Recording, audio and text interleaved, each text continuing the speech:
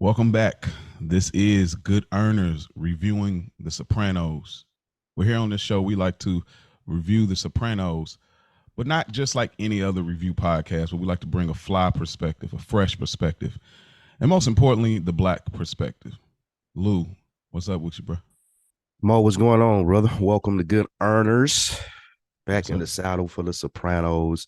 This is episode 8, 7? 7. Down neck. Real weird, not real weird name. But the synopsis of it is throughout this episode, Tony is trying to figure out when he knew that his dad was a part of the lifestyle. And also, does AJ know that he's in the mob?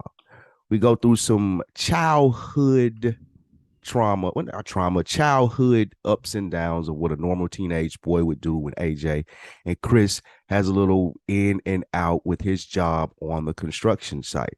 Throughout this episode, the theme, though, is Tony figuring out how to tell the family, or AJ specifically, what he does. Let's get into Good Earners. Yes, sir. All right. All right.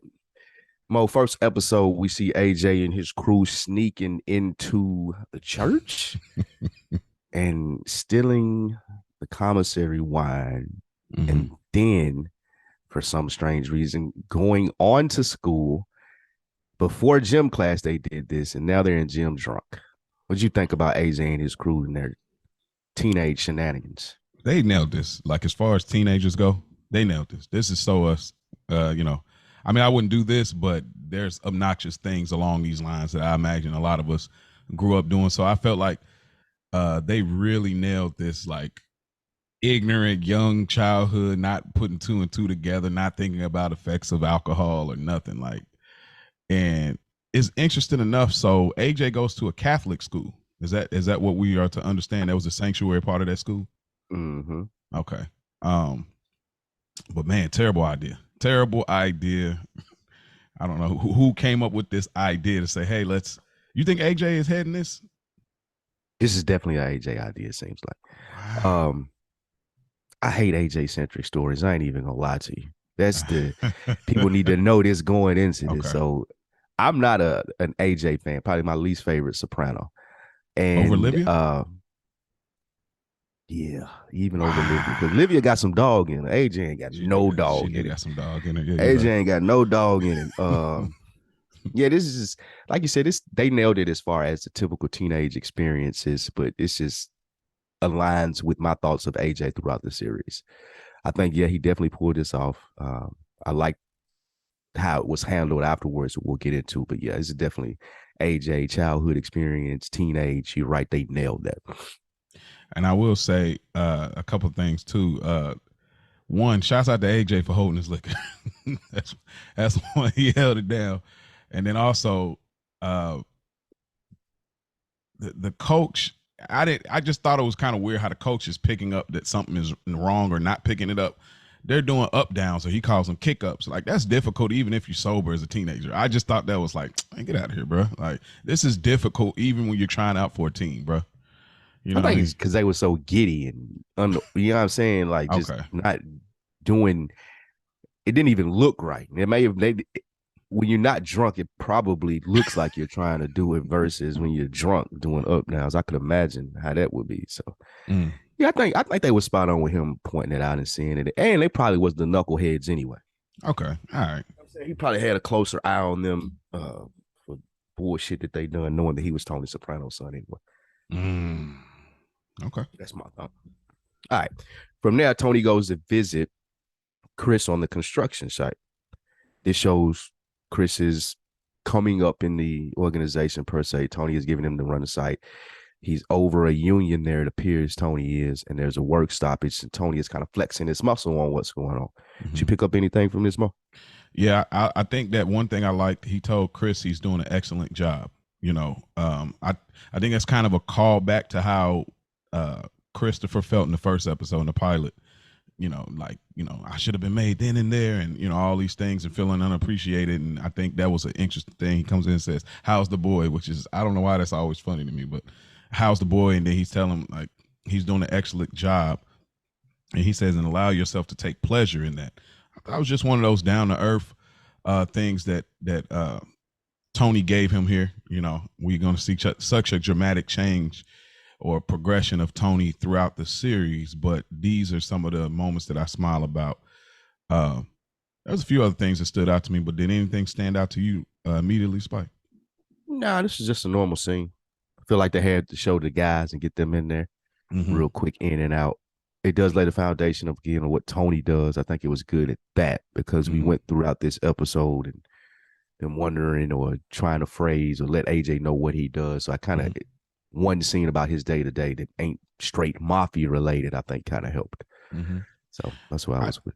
I didn't realize, and I know I'm not jumping ahead here, but I didn't realize there was an episode that was fully devoted to the mundane day to day with Tony. Like I watched this series a few times, but I guess it all kind of runs together. This episode is fully, you know, kind of in that space that I kind of enjoy a lot of with him. So I think that all of this I was kind of here for it, but what you mean that space, like running errands, the day to day mundane stuff? yeah, like kind of the date, like because I feel like David Chase, and the rest of those that are involved, the writers and directors and actors, I think that when they get to this space, they're laying so many foundations. So we getting an idea of this is what it looks like when Tony's not doing the mob stuff. So we don't ever have to really revisit this again to try to fill in the blank of, oh, well, what does he do about parenting, or what does he do about his relationship, or we don't have to really come back here after this episode, even though we'll still get moments. But this is like a strong foundation of Tony's family in regards to the Soprano household. So I really appreciated the direction here. Backstory, some story building. That makes sense. Man, yeah. It definitely does. Tony and Carm next go up to AJ's school. They're taught about the drinking. They're told about the drinking, and also presented with the idea that AJ may have ADD, attention deficit disorder. Mm-hmm. Mo, how did you relate to this? What did you think about them trying to diagnose AJ with this? Do you think it was spot on?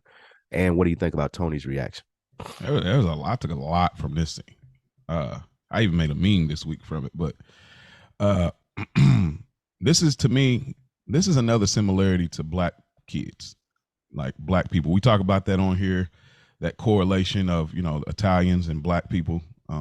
If you haven't, go check out some previous episodes. We delve a little bit more into that, but I think that it's this thing that they do where they always want to diagnose your kid, and we'll get a reveal later on how Tony feels, and I kind of think that he hit it on the nose much later. But at this point, it definitely perks your ear up. I've gone through this and still actively going through this with my daughter. Like it's a very frustrating place because you don't know where other kids are. They can't give you really that information.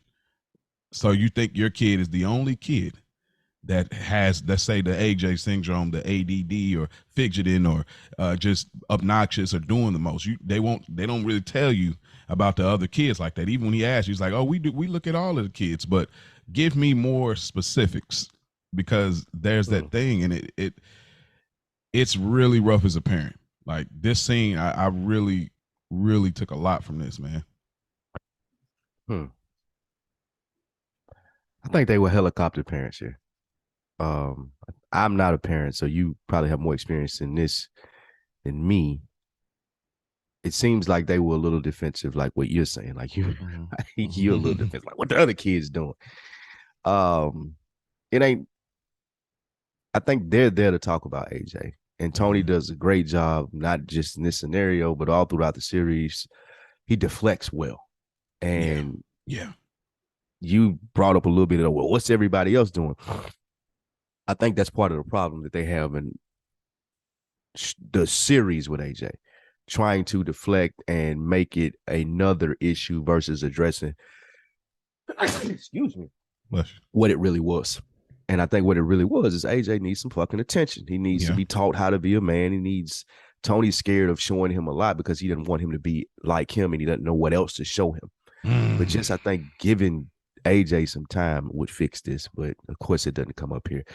I think that they were a little the meat. I didn't like how they received the information. But again, I'm not a parent. Yeah, I know, and you're right. you're right. He does need attention, and it's always kind of.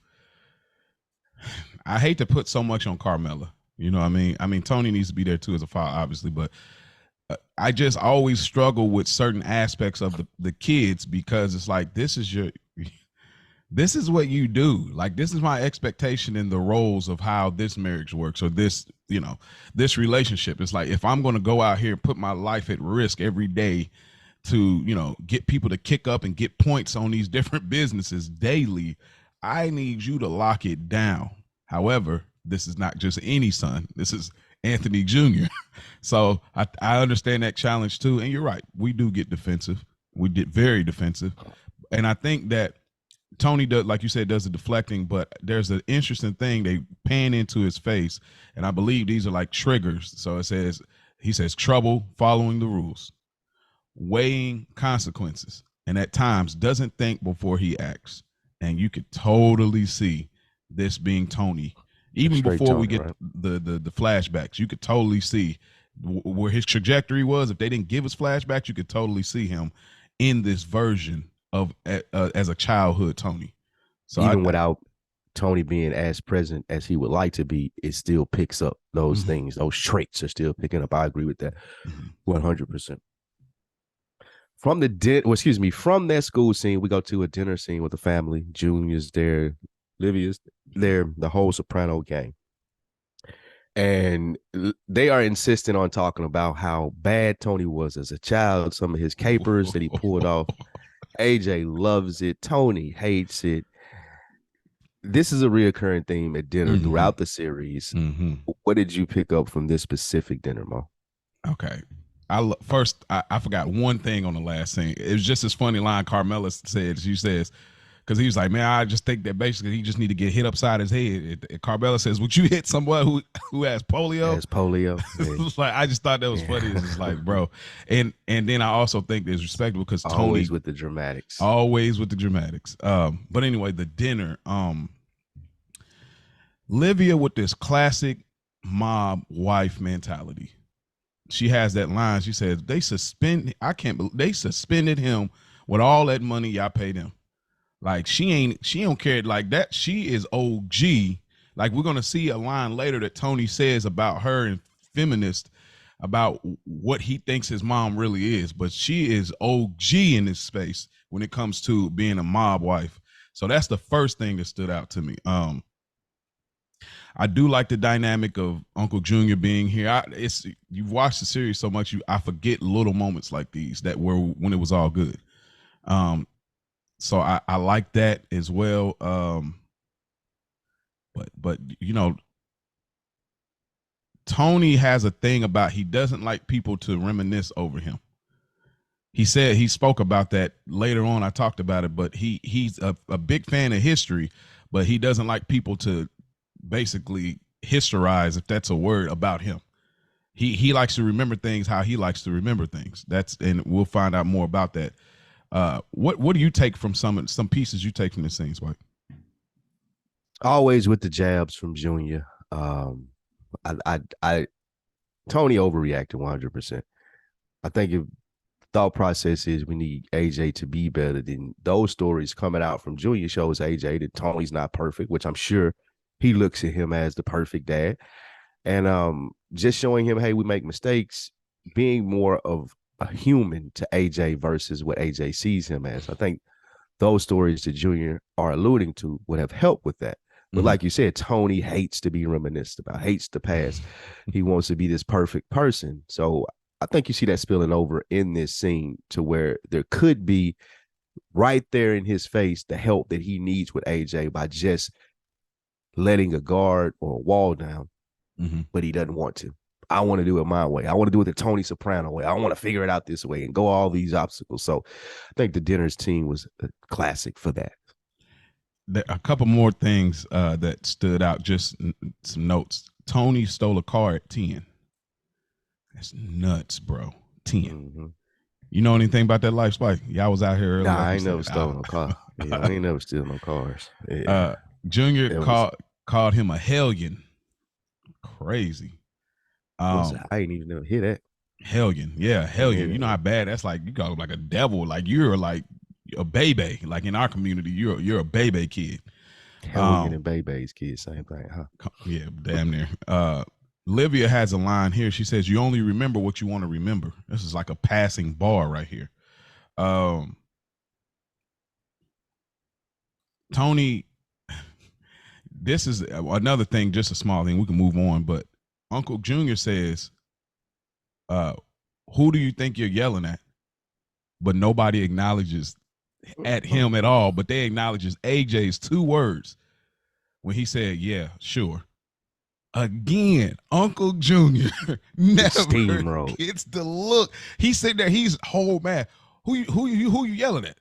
And then even then after that, Livia kind of looks at it. You don't even know if Livia's looking at him or AJ. And she's like, what's the problem? And so he's like, yeah, he's talking to me any kind of way. But then AJ keeps talking, and then Carmela. So it's like he's never really he's never treated with the man. That was something so funny to me. Like, I know that was intentional by them, but like he never gets acknowledged even here. Like, it, man, that's crazy. Yeah, they never miss a moment to show you how irrelevant Junior is in everybody's life. Yeah. No, they never miss a moment to do that. And they had great cutlery here. Of course, I got to acknowledge the flyness here. So the great cutlery. The gold on the, Thanks. All right, before Carmela and Tony go to bed, they discuss what may be going on with AJ. They wonder, does AJ know that he's in the mafia? And also, Carmela wonders what happened on the college trip. Did you think they dove into that well? Yeah, I feel like I promise. I just feel like Chase was really going for this sitcom-y feel.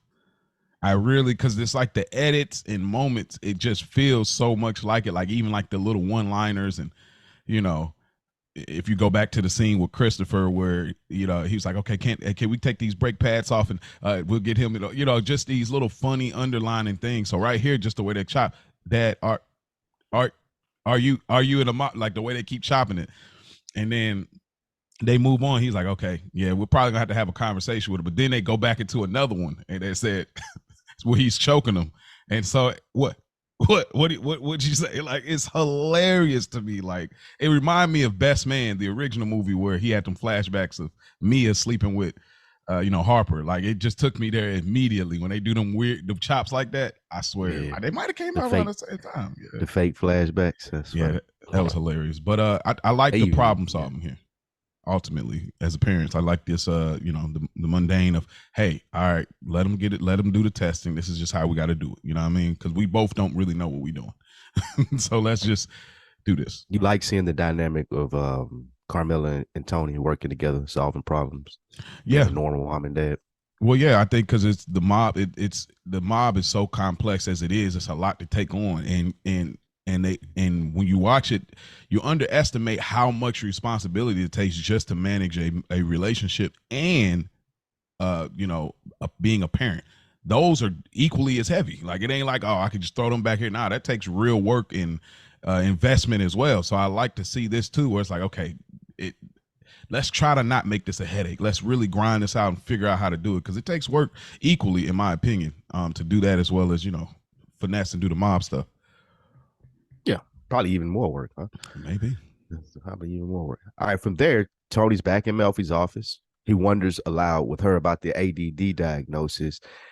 And before the scene ends, Melfi definitely revisits the I love you talk. And Tony tells her he got a girlfriend.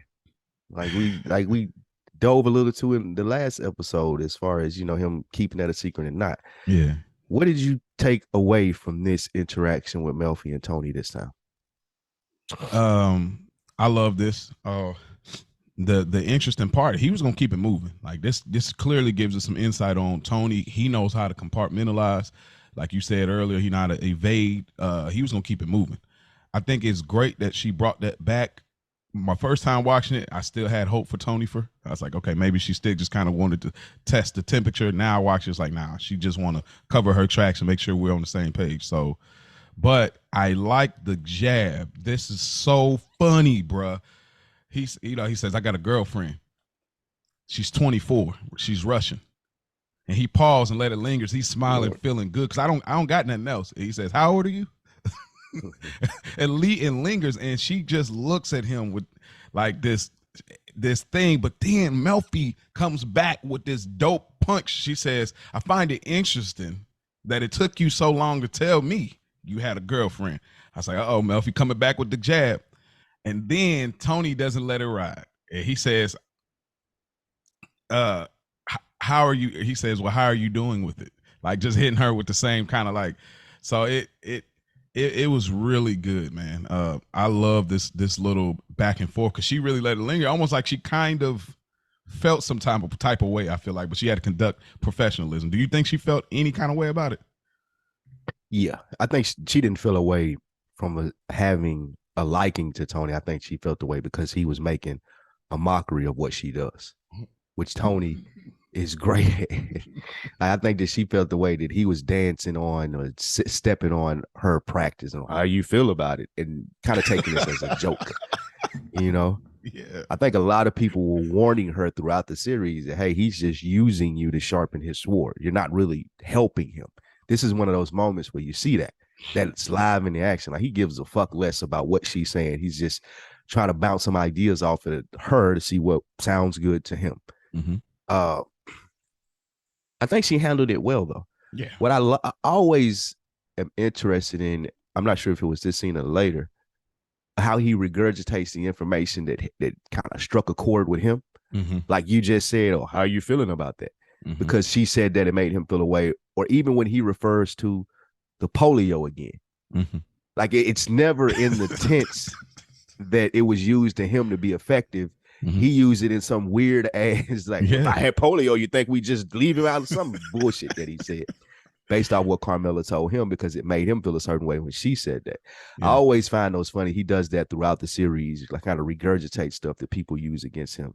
Always incorrectly as well. Always incorrect. I mean, but that's realistic because a lot of times you might get some, when you, well, at least like, when I was younger, you get new information and you just run with it. No research, no Google, nothing. Run with like, yo, so-and-so said, so you'll take it, make it your own. Like, nah, that's what they say. But really, you got it from somebody else. But lastly, in this scene too, and I agree with you. This is the second time that Tony's trying to pay to solve a problem. He wanted to, when he was at the school, he said, well, let me pay for the Sacramento wine. And they was like, that's not the point. Then here, he was like, well, how much extra would it cost me for you to give me basically the parenting advice? So it's like the second time of him like trying to be a patron for this type of, information. Because in his world, that's what works, right? That's what works. Money to fix all of the problems. Yeah, he talks about you being born into this. You know what I'm saying? And we haven't got to that point, but I think it's interesting. He is yet to go to his mother for parenting tips. I think we kind of see that play out as to why in this episode. Oh, yeah. All right, next scene, Tony is sleeping. Carm is yelling at AJ. There's plenty of shit going on around the house. Tony gets up, take his meds. Seems like he's just over everything. Mm-hmm. This is a quick scene, Mo. Did you take anything from it? This is where we get the flashback, isn't it? He looking in the mirror. And, this is the flashback. I feel like two different scenes, but I was just talking about. Oh, okay. Well, just in that, I mean, just sitcom-y thing of what you were talking about earlier, like the yelling and I'm trying to sleep and your father's sleeping. Like it was hilarious. Like it was just, and it did remind me of my upbringing because I remember hearing my mom yelling, "Get up! It's time for school." If I had to tell you one more time, I'm getting my belt. Or, or she yelling at another what I said, so she coming our way. You hurry up, get up, act like you already was up when she came to your room 10 minutes ago. That was very reminiscent for me for sure. Like, but man, I could see Tony. This is why I'm busy. I'm active at the Bing. I'm at Satrial's. This is why I need a business plan. I need to kick up because this right here, I'm over it. Yeah, who wants to listen to this shit every day? That's why I'm not here. But yeah, 100%. Who wants to hear this shit? It's how Tony look at it from there. Mm-hmm. From there, though, like you said, he's looking in the mirror and we have a flashback. We see a young, fat Tony, young Italian kid, gets to see his dad in action. This is kind of peeling back the onion layer of him figuring out that his dad is a part of the lifestyle. This is what he does. Mm-hmm. What did you take from his dad beating the shit out of Rocco here? Well, he wasn't fat yet. This wasn't the fat one yet. This was like this little fat boy. A few things. I personally feel this is the mini Saints outline. This Yes, is, it is. in my opinion, this is like mini Saints, the seed being sown way before, 20 years, however long before. So this is, it made me feel immediately like mini Saints. I I thought it have was that in my notes. This is the same time that it was happening because they had the riot going on. okay. Yep. So it's and that might be something to visit too. If we compile some of these flashbacks in comparison when we get to that point of this show. But I thought it was dope. Uncle Junior got the whip. She complimented him, nice whip. Yeah, I mean Johnny just putting in that work. You know what I mean? Like that's it. And then his dad Johnny kind of treating him the same way he does AJ. Like he said, hey, but make sure you listen to those teachers though. Like it's not even like he really don't care if he listens. Just don't make more headaches for me than your mom already is doing. Essentially the same thing Tony almost feels with Carmela, I feel like. Interesting. I don't like the flashbacks. I don't like the dreams. I don't. So What's wrong with the I flashbacks? they don't really give me a lot more information. Like I don't care when Tony really found out about this. Like I feel like that Tony was destined for this lifestyle. Just like, and I think that's why he is so adamant about AJ not being in it. I don't think that his dad treated him like that. But I picked that observation up not from the flashbacks, just from Tony's personality. Mm-hmm. So when I say I don't like him and don't need him, it's just they don't really give me a lot of information for the current world, even though they try to, and I don't think they do a great job of it. Wow. Yeah, I ain't really big. I didn't like the many Saints and Newark though. Like the pre-Soprano history is not really like I'm here for Tony, and I know this adds to the depth of the character, who he is. But I like being. I feel like every dream sequence, flashback sequence, take me out of a moment that I could have been in the current state with Tony, and that's what I prefer with the show. If many Saints did something different, like where they literally it was just built around Tony, like you see him in high school, you see him coming up, like would you have been here for it still, or you just not? I didn't hate Many Saints. We needed the Dickie Moltisanti story. I think it did a great job of showing Tony's influence. It just wasn't as good as it could have been, like from a quality standpoint. The idea was good. Yeah, I didn't think that. Yeah, and I feel like they kind of was trying to like rewrite history a little bit. Like, okay, we always was curious about black characters into this world, and they kind of leaned on it a little bit. But this is not a Many Saints review here, but I will say, would you be here? And we can move on. Would you be here for a 10-episode prequel?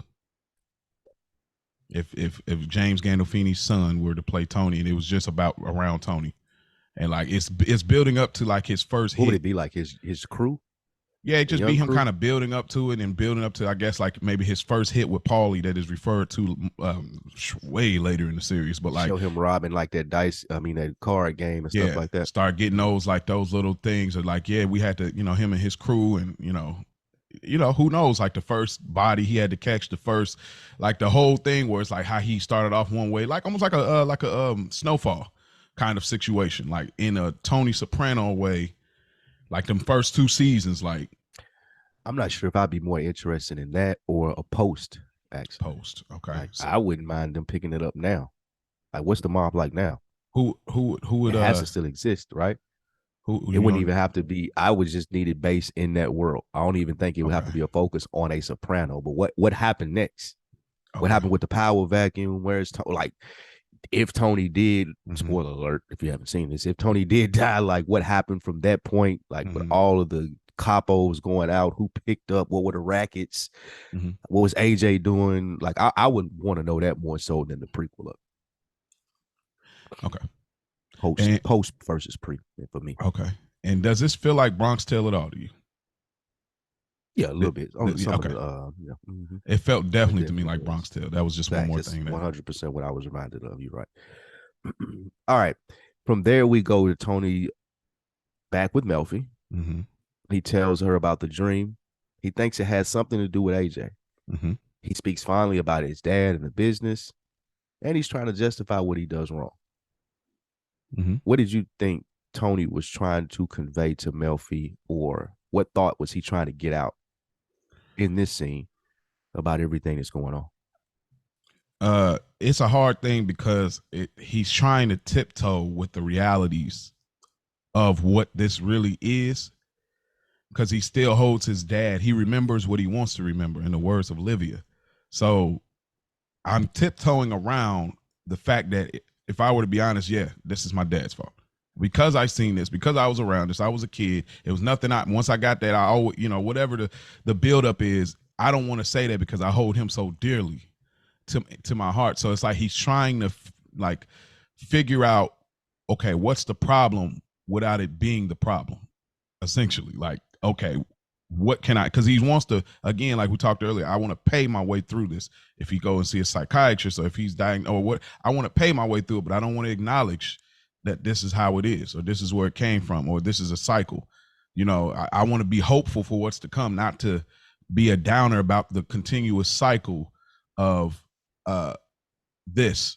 I thought it was interesting though how Melfi was really interested in this story, to the point she was like, well, why did your dad whack the shit out of somebody? Like, you know what I mean? I thought her just regurgitating that quote was like very interesting. I was like, okay, she's still real comfortable with him, because she didn't have to actually spit it back out that way, but she did. And what did you think about him talking about the whippings, like them getting whippings from the dad?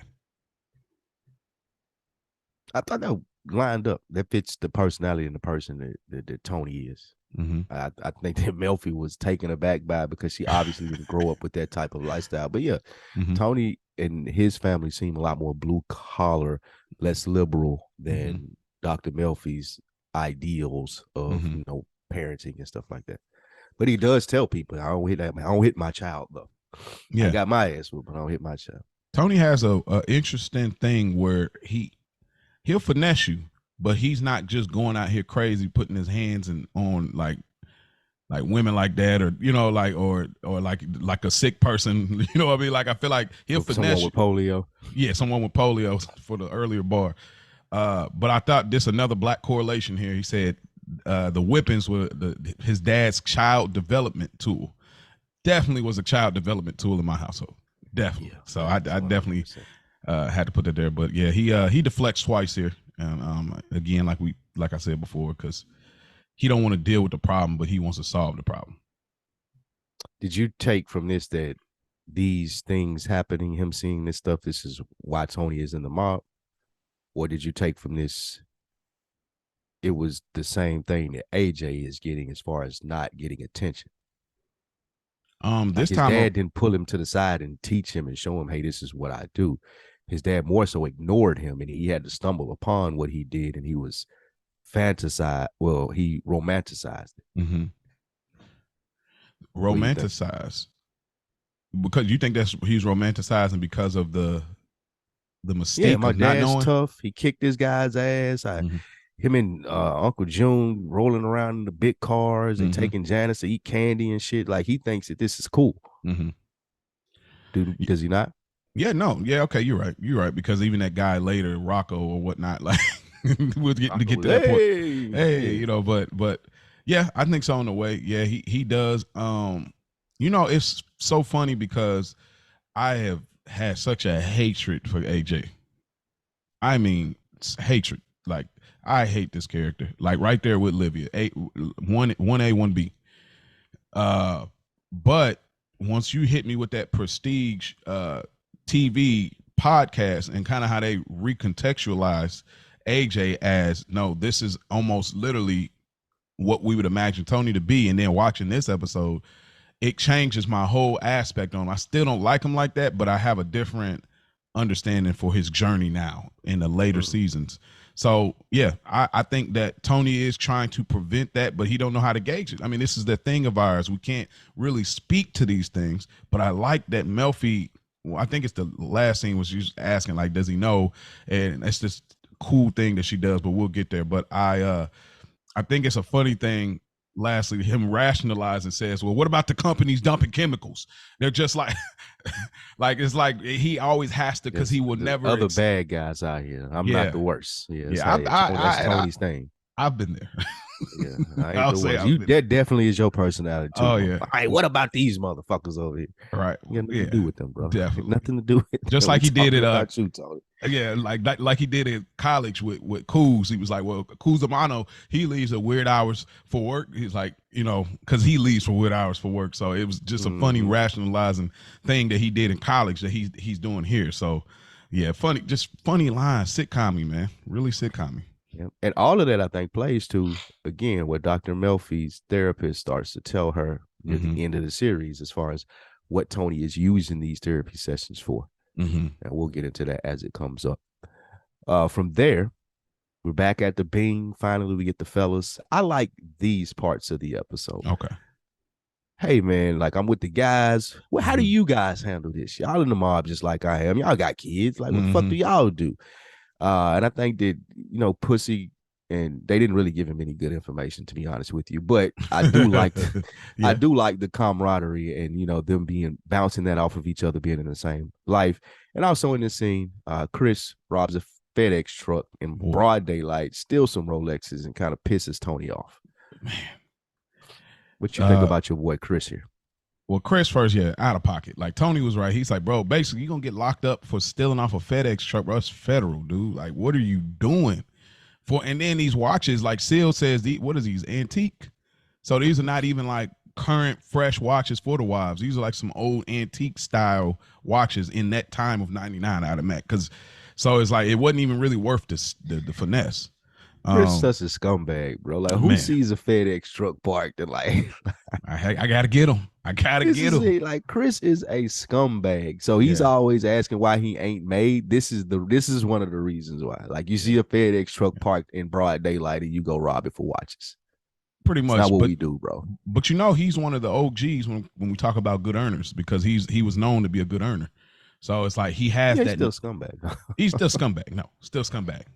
But no, yeah, Chris know how to get money. You're an embarrassment to yourself. Yeah, Chris know how to get. Oh my god, I cannot wait till we boy, it's so much. But I think Seal says this funny line. He says his daughter gives him flack about his business in regards to feminists, but he looks at it almost like he's doing them a favor because they make $1,500 a week. That's kind of a lot of money in 99. You think? It's great money in 99. Absolutely. Man. So I imagine what he was making. Like, Big P, he talks about his two sons loving him regardless of being in the mafia. I really like Big P, man. Like, he's just one of them dudes. Like, the reveal later is the reveal later, but I really like him. He has such a let things come to me type of mentality. I feel like his the way he moves, he kind of let things operate. He has a patience level when he does things. Like when he's like, what was the plate number? All right, I'm gonna get on it. Like I just feel like he has a way of letting the game come to him, so to speak. Do you feel that way about him, or do you like Big P at all, or how do you feel about him? No, I feel like he operates that way because he's a snitch. I think that he was already under. At this point, I feel like, yeah, he was already like had that case or whatnot. I think he operates not trying to get Tony them in trouble, so he isn't proactive. He isn't as assertive as he would be if he weren't under investigation, because he's not trying to really get anyone in trouble and he's not trying to go to jail. So he kind of likes to play second fiddle, play the background, won't have to take initiative or charge because the police are looking at me. Spoiler alert, everybody. Yeah, spoiler. But yeah, no. So you think he's like, especially in a couple of watches, maybe the first watch, like you're saying, 100%.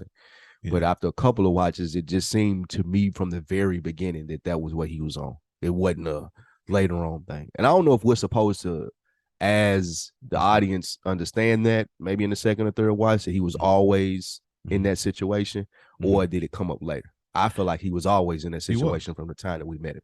Well, we know the Christmas thing.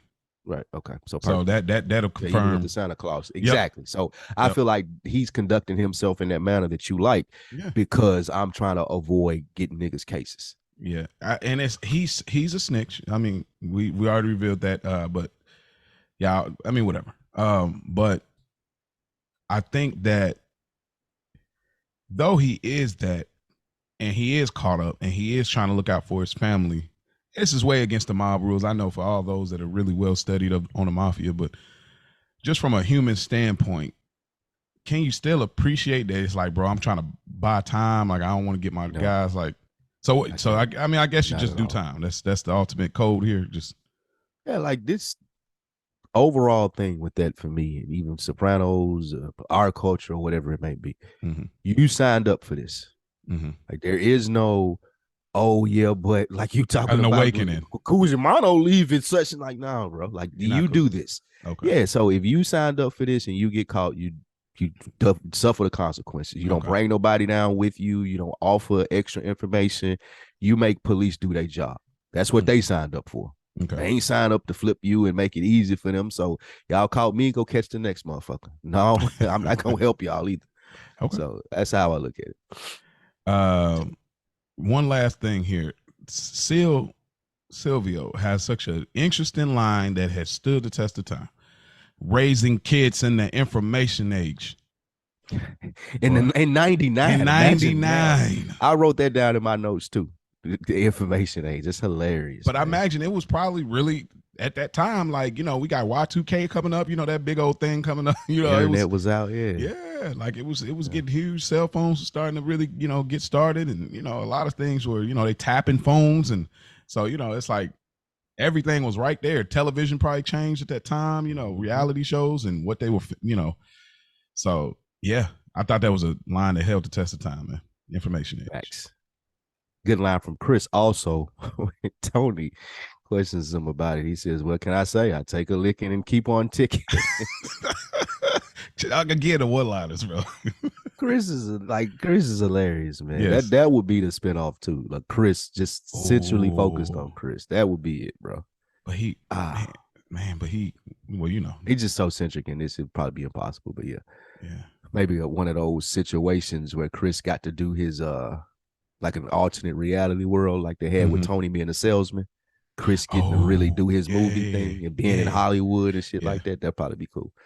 I would have took something like that. I'll take a one off like that. Stretch out that like into like a 4-part series or something, like what actually happened when he went out there to Hollywood or whatever. Like, I would get the film greenlit and stuff like that. That would be pretty cool. All right. From there, AJ, it's a stupid ass scene with this doctor looking at the horses and the pictures and what if the man did. I was over this, bro. This was nothing to me. The big nothing burger. Big nothing burger. Yeah, did you merch take anything coming soon? Merch, big nothing burgers coming out soon, bro. I like that. Did you like this scene? Easter egg in here. The sense of you see the card that he revealed. What was on the card? With the horse and shit. In the barn. Right. Big reveal later. I don't think I'm following. Okay, pile mine. Oh, okay. Big. But did he say something about the fire or something? Nah, but just. Just like, the horse in the barn. Yeah, but he's like, well, what do you get from it? He's like, well, the man is not there. Tony wasn't there. And he goes on a little, so it's like some Easter egg here that I don't know how intentional this was later, but boy, I was like, man, y'all are really not leaving any corners unturned. So I thought it was funny. And then the South Park thing, he just kind of goes into that. But I thought that was funny too, because to me, AJ kind of looks like a South Park character. 100%. So he definitely watches South Park. I was not a South Park fan, bro. I hated that show. Yeah, me neither. Beavis and Butthead was my bad. Beavis and Butthead. I'm more of a Beavis and Butthead, bro. Maybe I'll give it one more. I don't know. It came back out actually. They do new episodes now. Okay. It's like up to date. So you may like the new ones. Even versus they used to look at music videos, now they look at YouTube. Like they used to sit on the couch and look at music videos and comment about them. Now they just sit and look at YouTube. It's pretty cool. But I'm a Beavis and Butthead fan though. Okay. I may man, we need to create some Beavis and Butthead like Good Earners merch or something. But that would be I feel Beavis and Butthead. I was more of a King of the Hill guy. Yeah, more of a King. Damn it, Bobby.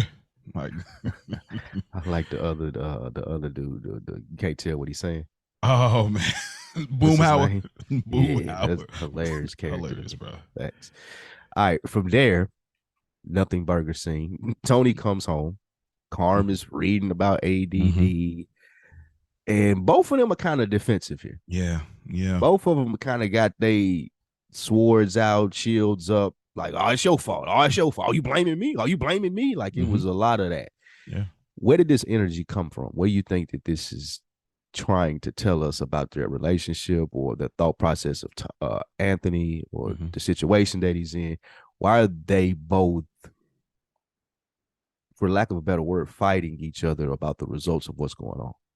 Because you have to take responsibility, and it's something so detriment. It's like such a sensitive area when it comes to your child, especially because you can't really do nothing about genetics, right? So it's like, but you still feel guilty with that because of like how you were as a kid, and I almost feel like if you changed early in your life, their genetics would have been different, but it wouldn't have been different. It just been what it would have been. I think that having a hard time taking responsibility for the fact that he is like Tony or he is like Carmela, it's a rough thing. And so you start to kind of, do that thing that you see all the time. It's like, well, they got that from you or you got that from him. And I thought the dialogue was really good. Before we get to the dialogue, I thought it was an interesting thing that Carmela went to the mall. She says, yeah, I got these books to answer some of these questions. The fact that you had to go get a bunch of books to get these answers and studies is like, wow, we really. That ain't what parents do. Y'all don't do that, bro. We got the. Oh, you saying you look it up online? Yeah, we got the internet, bro. You could literally watch a 15-minute YouTube of like diagnosis. You can go to WebMD. You can do all kind of stuff now. It's like the fact that you had to, and then you had to really go to the table of contents, flip to the pages, read quite a bit before you start finding. Man, that hit me crazy when I seen that. Really? Yeah. I never even thought. I guess because I'm that old. Well, we used to do that. So I had encyclopedias, nigga. So yeah. No, we had dictionaries. We had those. I mean, I was a kid at this time, but still, it's just like, man, that really was how it used to be. Like you had to physically go to the library. I really actually love the library. But yeah, what did you think about this conversation though? Tony says, he's going back and forth with her about, oh, you blame this on me and this and that, but what about Meadow? What about her? And she's what about the good genes, nigga? Yeah, what about the good genes? So what did you think about this? It's like, what classic do you think he's feeling? Classic Tony, like classic deflection, classic. Well, you can't blame me. I'm doing something right, trying to find a way out. But also, this is a reflection of their relationship, the power struggle. I don't think that either one of Carmela or Tony do a good job of taking responsibility within their marriage. Like they always blame each other for the shortcomings versus like, what am I doing? I've never seen him assess that once throughout this series. Well, what about Father Phil last week? Right? She when he kind of like, I said series and Siri popped up. Can you hear me now? Yep, go ahead. Good. And that was a Verizon commercial. No, I'm just playing. Right. But I said last week, right? The Father Phil scene, where she kind of, try to get into space accountability. I mean, tried. She was coming off like pushing it on him, but she tried. That was cap though. That was cap. That was cause, I see him getting better. Like, let me try and get better. Like, okay, what's wrong? What's wrong with that being contagious though? That's cool. Because it's cool that's contagious, but it didn't seem genuine. It just seemed like I'm trying to keep up with Tony. I don't have my best interest or his best interest. I just have the interest of this is a competition. He's doing something, so I need to do it. Wow. Like they come off as real competitive to me. And this scene is 100% a reflection of that. Okay, that's a good pull. What did you do? That's a great pull. That's a great pull. Why do you think that he says you blame this on me? I mean, clearly his insecurities are coming out crazy right here. Like, because that's how he feels. Like, people normally do that. Like when they put it on somebody else saying, you feel like this about it, don't you? Like, nah, they don't, you do. Like, and so I definitely see that here. But why do you say she says, no, I blame myself? Why do you think she says that? It's a dig. I blame myself for being involved with you, for being a part of this lifestyle. Yeah, exactly. I got eyes. It's a dig, 100%. That's nasty, bro. That's nasty dig. That's so. Carmela goes super low a lot during the series, but I mean that's what women do. Yeah, I think. You're right. You're right. Damn, that's nasty. Like when she said, "I have eyes." Like, man, that's crazy, bro. I'm sorry. Go ahead, bro. No problem. And We still get a young Carmella here, legs, and Yeah. she look nice little walk off. Carmella is. I told you she's she's number one in the Mob Wives. You know what I'm saying? She ain't made it to Nurse Jackie yet. She's still Carmella in this one. She ain't Nurse Jackie. Yeah, you talk about later when she get the chop. Well, she played in another series called Nurse Jackie. Was she getting to it on there? I never seen it, but I seen the trailer. I only seen one episode. It was decent. I seen the pilot. Was she getting to it like in that way? Yeah. She's on some Walter White shit. Oh, never mind. I'm thinking something else. Sorry, my bad. Oh no, she wasn't getting to it that way. Okay. I only watched one episode though. Okay. Yeah. All right. So next, AJ goes to visit grandma. Mm-hmm. They have a conversation. This is her. She tells him this is her grandson. She's looking at death notices. Classic old people shit. Classic old people love to know who died, bro. Like I don't want to get to that stage of age. My life where you're looking at the death notices to see all your friends there. But that's where Mrs. Soprano is at. Mm-hmm. AJ talks to her, tells her about everything that's going on, and lets it out that Tony is seeing a psychiatrist. Mm-hmm. And his mom does not believe it. She said it's a racket for the Jews. It's not even a real thing. Yeah. This was classic Livia Soprano, man. And I think this was a great scene. She does a great job acting here. What'd you take from it? Same thing. Don't you know that's a racket for the Jews? Like, it's a finesse. This is how they kick up. This is how they get their points. I thought that was funny.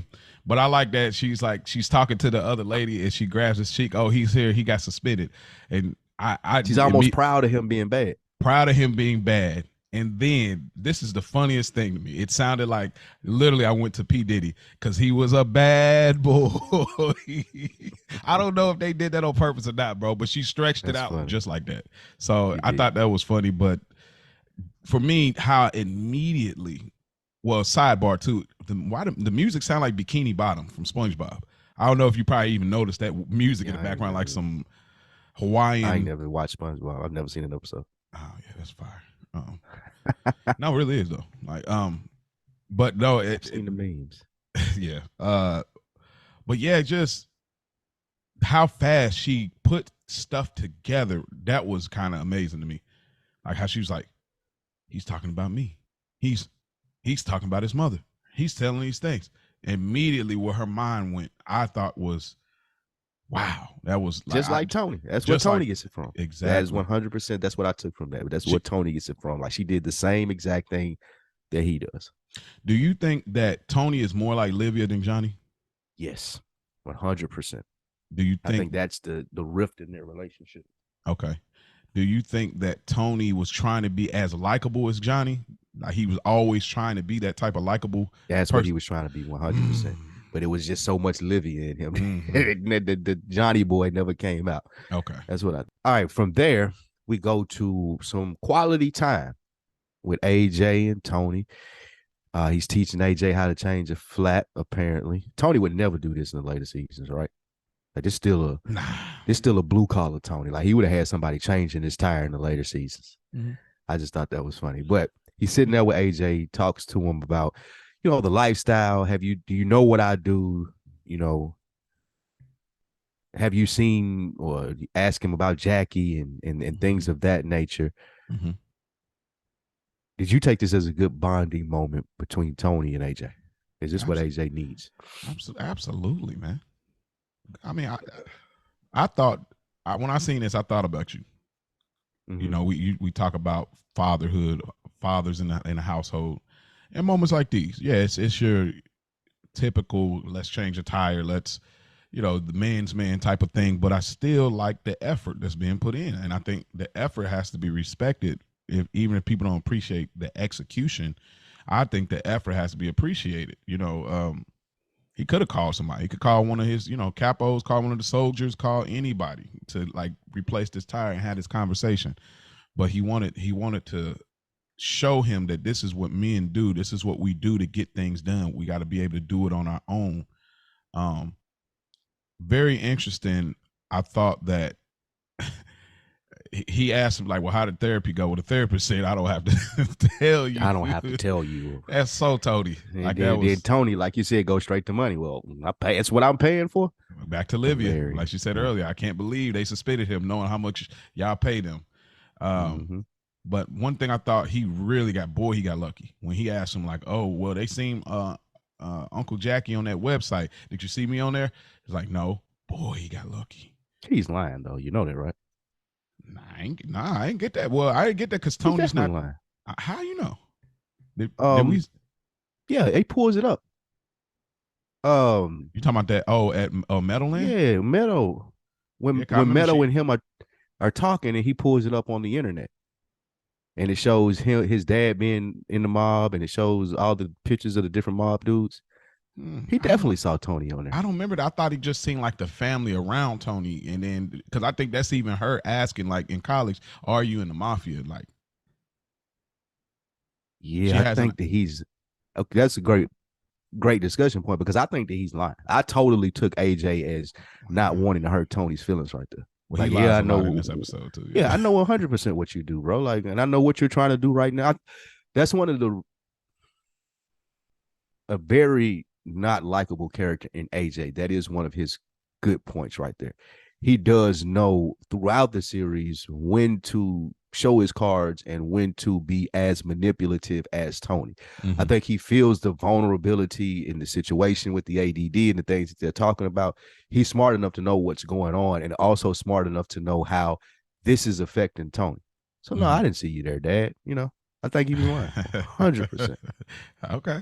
Hey, yo, y'all hit us up, goodearnerpod@gmail.com, man, or hit us up, goodearnerpod _Sopranos on Instagram, man. Y'all weigh in on it because I'm not sure if he does or doesn't know for a fact. You know what I mean? But I mean, I guess he would know. Like, if Meadow tells him off camera from college, yeah, pretty much Dad's in the mafia. I don't even think it was off camera. There's a scene where they pull it up. You remember? Well, I remember he was studying. He was in the bed and he was looking at it. But I still don't think Tony was on there. I think that it was some of the people that Tony.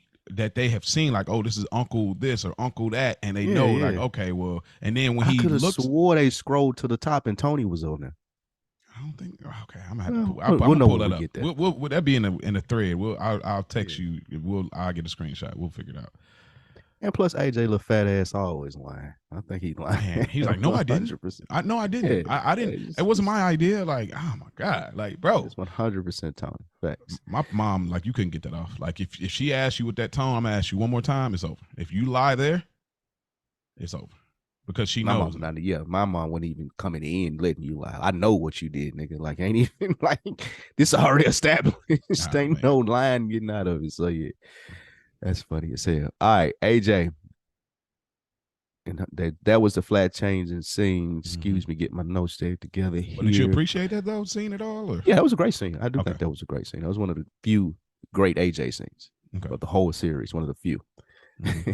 All right, from there, AJ goes to, we're back with Dr. Melfi and Tony. Tony wonders how his career will affect AJ. And there's a quote in there that says, "Do you hold your father accountable for what you've become?" That Dr. Melfi asks him. What do you think about that? Yeah, great questioning. Yeah, definitely great questioning. I mean, because the minute he accepts that, he has to accept him being in the role of his father in regards to AJ. So he finally lets it go off the hip. Like, I mean, yeah. I mean, I guess I would be probably selling furniture, patio furniture somewhere in San Diego or something. Which, you know, obviously we get that later in 6A, I believe. Which is worst episodes. Kevin Finnegan or whatever. I really like that one though. I think that was one of the better fucking episodes. Man, I guess we ain't gonna never change. I hope we can change your mind on anything. Something that you felt strongly about. I hope we can change your mind on something. I don't know yet. I feel the most strongest about these dream sequences in this series that they are fucking terrible.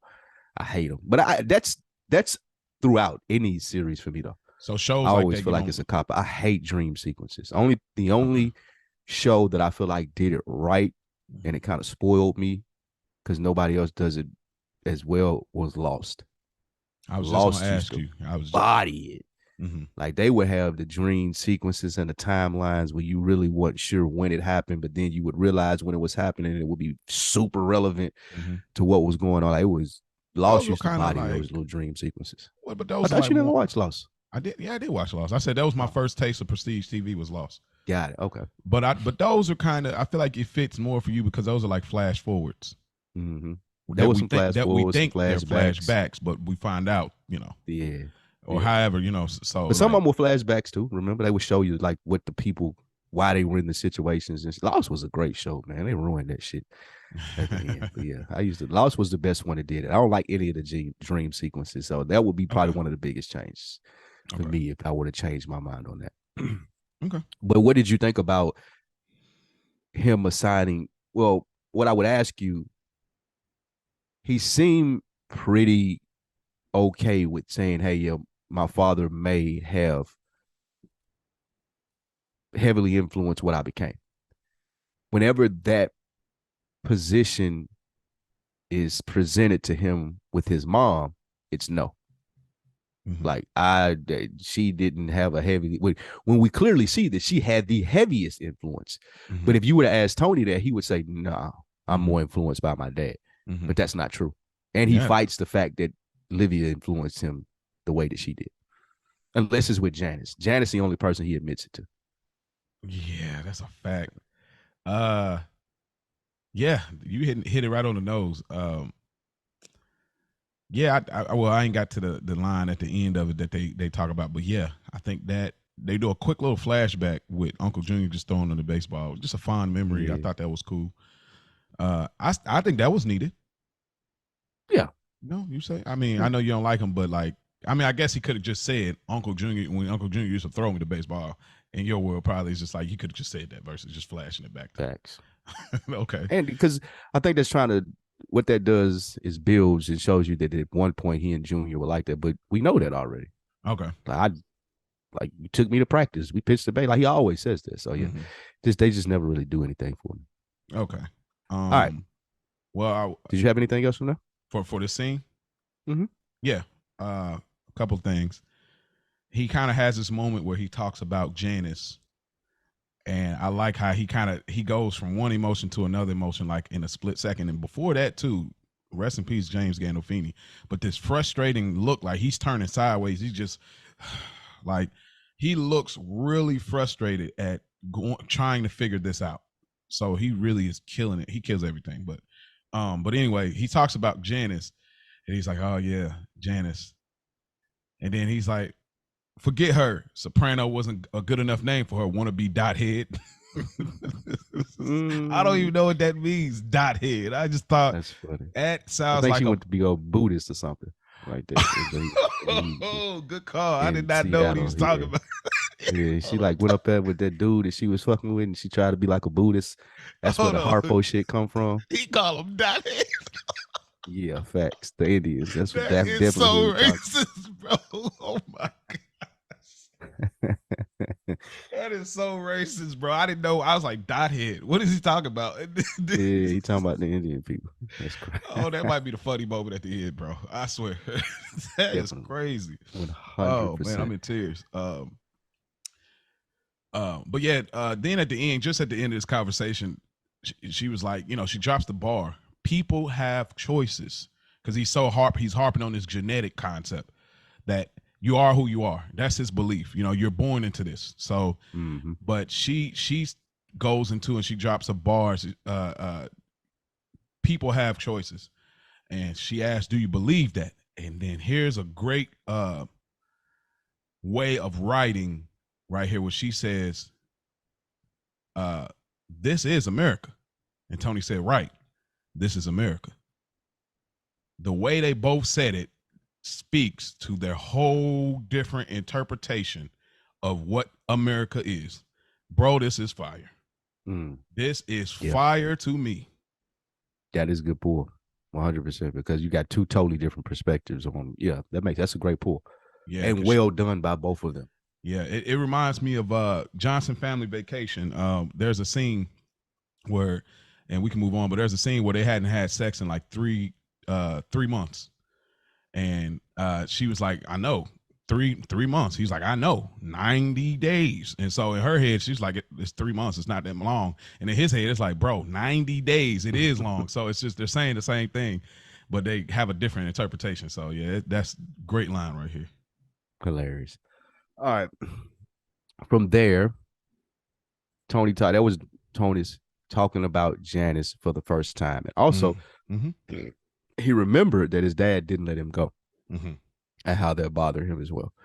Did you take anything from that? Dad not letting him go, anything like that? Definitely trying to protect him from the life, but why is he taking Janice? Is she a cover up? Yeah, she was a cover.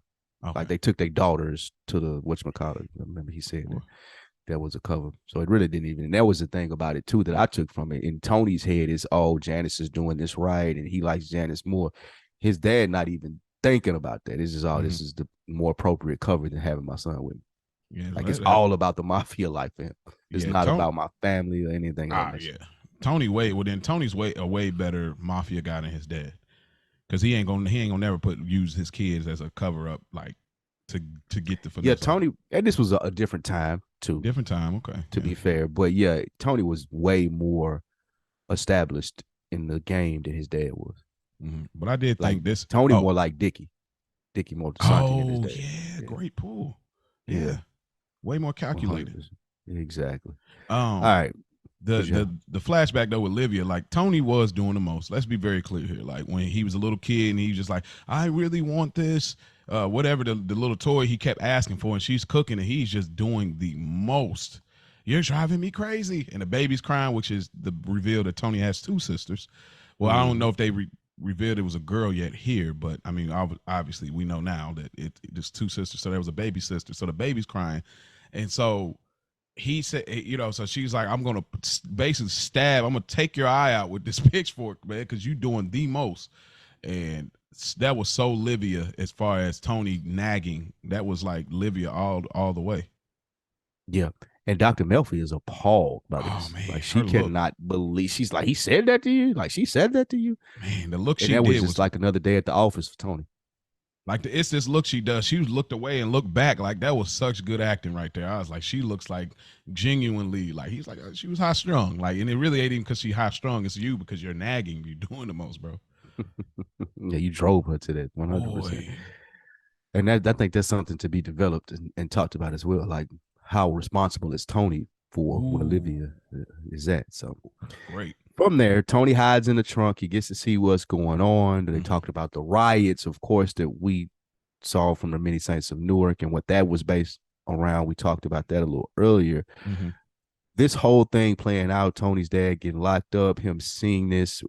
Did you take this as the breadcrumb that they were leaving it as this is the turning point? This is where Tony sees his dad being a gangster, getting out of situations. Is that how this came off to you? Yeah. I think he liked it because to see Rocco, the guy, turn around and have respect and admiration for his father, I think speaks volumes, because it's like I go to this line a lot and I'm going to use it a lot throughout this podcast, but at least with Tony Soprano, you know where you stand. So I think that Johnny's probably got that same kind of, in the words of Tony, he's got that built right in it. So I think Johnny has that same kind of thing. And I think when he's seen that, Rocco switched, even to the point Rocco wanted to bring him in on a play. I think that he's like, I want to be like that. I watched my father beat this dude up, and now he got the respect, and to the point the dude want to do a business deal with me. I want to be like that. Instead of me running from the black kids in the colored neighborhood, as Livia called it. You know what I mean? I want to ask you though. I'm not going to spoil anything, but the flashback that Tony has later when he finds out where the passing out began, do you think that was needed? You know what I'm talking about? Yeah, I know what you're talking about in the meat store when he was cutting. Yeah, I mean it was a cute little breadcrumb. My God! I tried. I think they could. I just think that there were better ways of revealing that though. In that specific scenario, but it was cute. This guys, they go flame you. Probably so. Um, Tony remembers why the story's sticking out to him from there. Mm-hmm. He sees what his dad realizes. He sees what his dad is. He realizes that he's in the mafia. After he came home from being arrested, he wasn't gone long. Mm-hmm. And in that, he thinks AJ is doomed.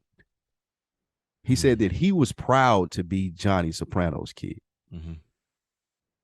And I'm glad, and he probably says that AJ is proud to be his kid. And he says he's glad, Mm-hmm. but I don't want him to be like me. Mm. And I thought that was pretty dope. And the last thing, and I'll toss it to you, there was a great pushback from Dr. Melfi when Tony was talking about how everything is already laid out. Mm-hmm. And Dr. Melfi was more so like, well, you know, all the choices aren't preordained. You have free will. You get to make choices. Mm-hmm. Thought that was another good revisit to the differences of ideals between those two. Mm-hmm. Did you pick up on that? Yeah. I guess I jumped the gun a little bit on that statement that people have choices. You know, this is America, and he says this is America. But yeah, I think too. Here's what happens right here. So we know why Tony. Later on, we find out exactly why Tony is continuing and going through therapy. Right here, I feel like he couldn't contain himself anymore as far as his true intention. It oozed out right here. I feel like when he said, "Well, I was proud to be." So you're not as bothered by it as you were coming off, and then I think that that's just a classic trope. I'm in this, but I don't want you to be in this. And then he harps on, well, my dad had an opportunity to be free because I speak about this thing over and over, where wanting something else. That's just a reoccurring thing in Sopranos. They always want something else, which is a reoccurring thing in life itself. When you're here, you want to be there. When you're there, you want to be there. When you're there, you want to be here. So it's always wanting something else. So I think we'll get to the last scene here about, but I think he couldn't hold it back. And when it gets too complex, he has to make a choice. So because he's like, I don't know how to feel. I don't know where to take this. I'm proud of it. Bump it. I'm proud to be that. And I believe that my son is proud to be my son. I don't think he can handle the level of complexity it was starting to get into. I think that he could not handle that anymore because that's his way. It's starting to get too far out of his wheelhouse and what he could operate from as a mob boss and just as a father. Mm-hmm. Like he even said, I could talk to my father. You crazy? Talk to him about what? You know what I mean? Our life ain't like your life. Yeah, 100%. And I think, again, the ideals between Tony and Melfi as far as what they will and won't approach their parents with, thought processes in life, stuff being preordained and not ordained. I think that was a really good dynamic there. Mm-hmm. All right. That's what you had for that? Anything else? Yeah, that was it. That was it. So as the show wraps, we get that flashback when Tony's dad is telling Livia about that investment and, Rocco doing this and doing that, and he wants to go with him. And Livia says she'll suffocate the kids with a pillow before she lets them leave with him. Easter egg. And Tony remembers that. Did that say anything to you? It still speaks to Tony, the line Livia said earlier, you remember what you want to remember. So this is, again, we had to remember, this is the perspective that Tony's remember. I'm not saying it ain't true because sometimes certain details stick with you forever from a child growing up. So I'm not saying that didn't happen. However, I think that there may have been probably a little bit more than just Johnny wanting to take this opportunity from a business standpoint. There's probably more there to it, but it kind of fits his agenda and his memory of, no, dad was a saint. But bing, you know what I mean? So I think it's a little skewed. It's a little skewed. That makes sense. That totally makes sense. All right. So Junior comes to see Lydia. Mm-hmm. And before she can spill the beans, Tony walks in. And very interesting interaction between Tony and Junior here. Mm-hmm. Like they haven't seen each other for a while. And Tony, like, oh, we need to get up. Oh, you got my number. Mm-hmm. Like that was one of the strangest interactions I've seen throughout the series for them, just because it was so distant Did you take anything from that? Junior's new position as boss, maybe he's doing ain't as much as involved with Tony as he was before. What did you take from that? Well, the complexity. So low key, she's a consigliere almost, like she serves that. So they both know why they're there. Tony may be there to see his mom. She's Junior's consigliere. Well, yeah, Junior's consigliere. She's not Tony's though. Not Tony's, but he does use her to get to Junior. Yeah. To relay messages to Junior. That's what I'm saying. So this meeting place, them meeting at the same time. Livia knows this. She knows this. So at that moment, she's like, oh, I can't have both of them here because I'm messing up whatever my space is. I think she flourishes in the thought of having this level of significance. She's pulling the strings. Yeah, I mean, you got to think she wasn't probably. This goes all the way back to the dad, though. Yes, that's right. There you go. Yep, that's exactly what I was about to say. Because with Johnny, it was just like, all right, I see you later, and he's making the moves. But now, Uncle Junior in a previous episode, like, oh, you a smart old bat, like, you know what you're talking about. But yeah, I think that's what it is, because now as they keep growing in this thing of theirs, it's getting complicated. We did meet at dinner. We had a little bit of spat, but we get over that stuff because that's what we do as men, But I think it's just starting to get more complex. And this is a central area where we both spill information to her for different usages and purposes. That's why I think the distance was there, like that weird distance. Like, I'll call you, or let's go to a game. Yeah, it was real fake. I think this is the beginning too of the plot. Nuts. Yeah, absolutely. This is the second part of the season. This rolls out that second part of the season. You're absolutely right about that. Livia's plot. My bad. Oh, okay. You think this is the beginning? This is where it began? I think it kind of started before that. When he put the nursing home. Yeah, that done it. Yeah, that was the start of her wheels turning. Okay. Didn't she ask Tony about the psychiatrist? Yeah, she started kind of going into this like lightweight. Yeah, because he gets into this bag of like talking about his dad, and she's like, "Oh, you should have let him go with Rocco." Yeah, and then she said, "Look," she admitted, "Oh, Mr. Sensitive now. Oh, somebody she's throwing the oop in the air, bro. About to slam dunk this thing crazy on him." And then that's when she said, "Well, if it bothers you, maybe you better talk to a psychiatrist." Ooh.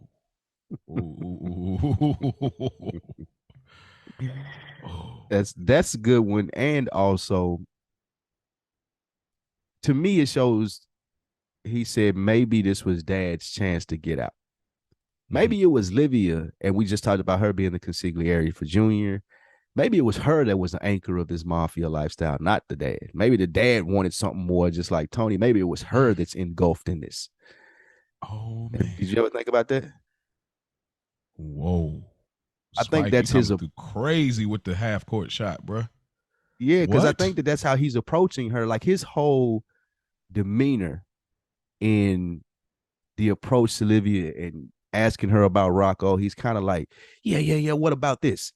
It's almost like he's come to a realization that it wasn't my dad who influenced this. It was my mom.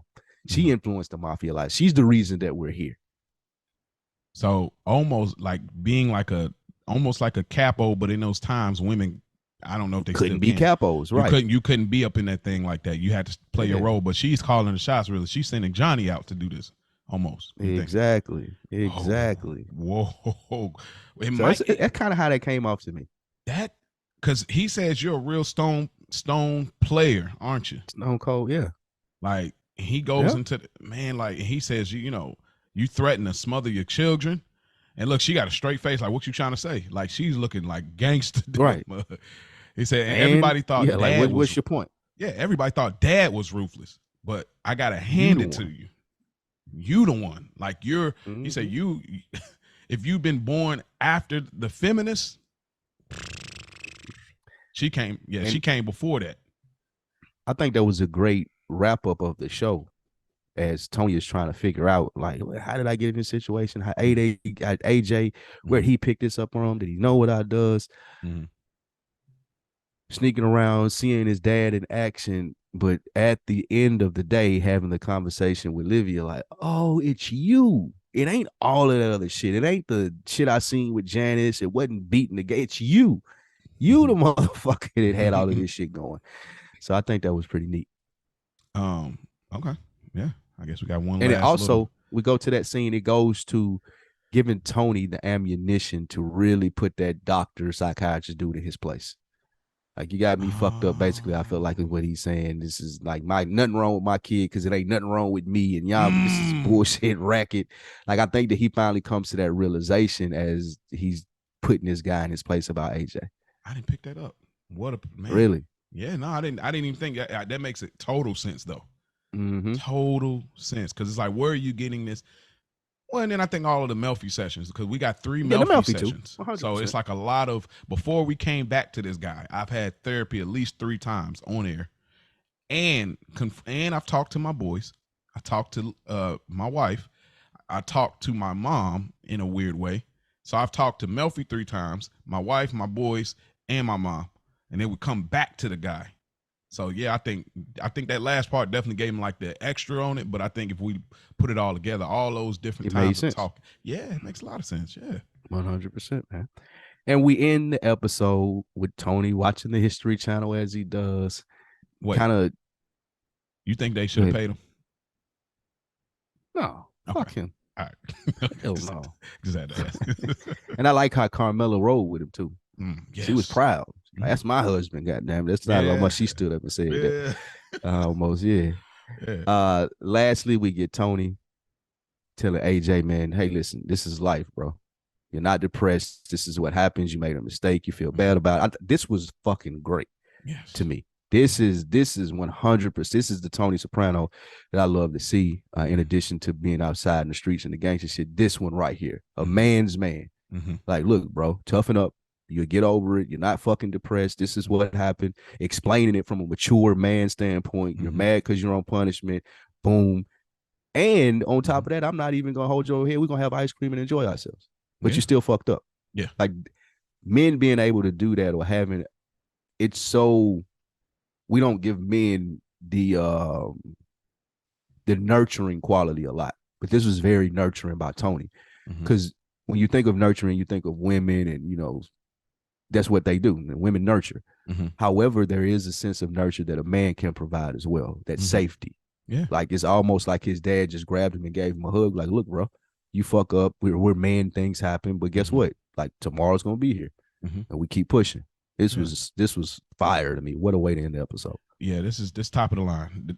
I think with men and boys, the less is more works really well in those relationships. It's women, because a lot of time as men. I'm sorry, this last thing. A lot of time as men, especially when you're young, you're looking for someone who understands your thought process. Yeah. Yes. And this is what Tony did. It's like, look, bro, I get it. I understand. I know how it feels. I know how you feel about it, and it's gonna be okay. Like, sometimes a man just needs to hear another man that they respect say that. Yeah, this is great. This is one of those moments you think about, to me, when you think about the dark moments of Sopranos towards some back seasons. This is one of those lighter moments. This is why we love him too. Like, we love him for those other moments, but we love him for this too, and we connect with it so much because he's figuring it out in real time. He's figuring it out in real time. He don't got the answers. He's not father of the year or nothing like that, but he's figuring it out in real time. So I love that, and I love this scene, man. So yeah, that's our episode, man. That is the episode. But we can't leave y'all without our awards for this. So first and foremost, we rank this episode. We got 3 ranking systems. One is a made episode, being untouchable, or is it really good, pretty good, somewhere in that range. We call it a good earner. Or is it just a cool episode, and we call that just another envelope. So Spike, where do you rank this episode? This is just another envelope episode for me. Okay. Building some foundation.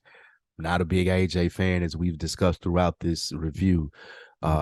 It's needed, but it wasn't one of my favorites just because of the thought process, or excuse me, the focus of the episode. Okay. For me, it's a good earner.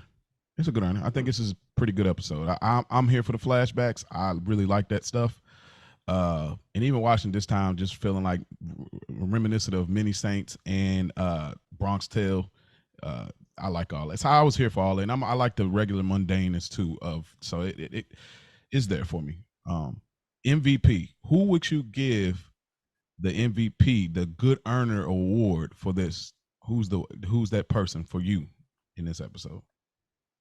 Dr. Melfi. I think Dr. Melfi did a Mm. great job of coaching Tony through getting that confidence at the end to tell out that guy.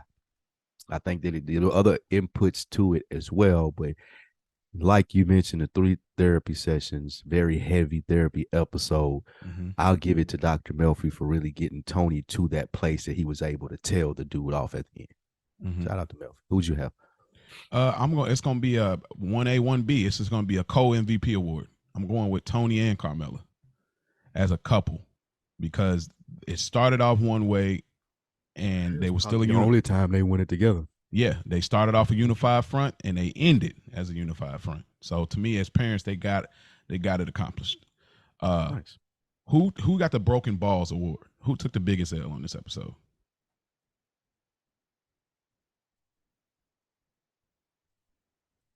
Why did it? Can you hear me? Yeah. Okay. My phone. I don't know. It picked up my phone ringing. It muted you out. I didn't hear the last part. What you said. My bad. Oh, the Broken Balls award. Who is it that took the biggest L on this episode? Man, that's a good one. The Broken Balls award for this one would probably be Rocco. Rocco getting his ass whooped okay. and still cheering on Joni Soprano at the end. So yeah, I would go with Rocco. Okay. And Rocco getting his ass. But who you have? I'm gonna go with the psychiatrist. Okay, the guy here. Because I definitely feel like there was some finessing there. You know, he was mad he didn't get that bill. He definitely was mad because the school was trying to get up under we do this with all our students. And Tony, we didn't say nothing about it, but Tony was like, "Do you do this with all the kids? Do you?" Yeah. You know, so it's like that don't have the last name Soprano. You know what I'm saying? So I think he took the biggest L because he surely thought that he was about to get this off, diagnose him, continue treatment. Get some treatments and didn't sign you up for a subscription, all that shit. All right. And lastly, Spike, what is your favorite, flyest, funniest moment on this episode? This new, huh? You said this last week. Oh, okay. Yeah, I do this. I'm gonna start putting it somewhere on some notes somewhere. He said that last week. I can rewind it. That's funny as hell. Yeah. I would say Chris's quote, "I take a licking and keep ticking." Because one of the great things about Christopher's character is even when he's taking a berating from Tony, bro, you can't steal my vibe, bro. I'm still Christopher Moltisanti. Yeah. I'm in my bag. I got life by the balls. I love that. So yeah, I thought that Chris's whole, even though it was stupid, and I like the interaction with him and Tony, I think it was Chris. That whole scene with the watches. Okay. Mine is definitely, again, it's the Melfi session where he goes from one emotion to another talking about Janice, and he's like, Soprano wasn't a good enough name for her. Fake dot head. God, that is so funny, bro. So, but this is our episode of Good Earners Down Neck. If y'all want to get in contact with us, man, y'all can email us goodearnerpod@gmail.com. Also, go follow us on Instagram, goodearnerpod_Sopranos. Get your meme fix, and you can DM us about the show. We're also on YouTube. If you listen to it through through Apple or Spotify, you can find us on YouTube. Leave some comments there, man. So we can continue to keep growing this thing and forget about it.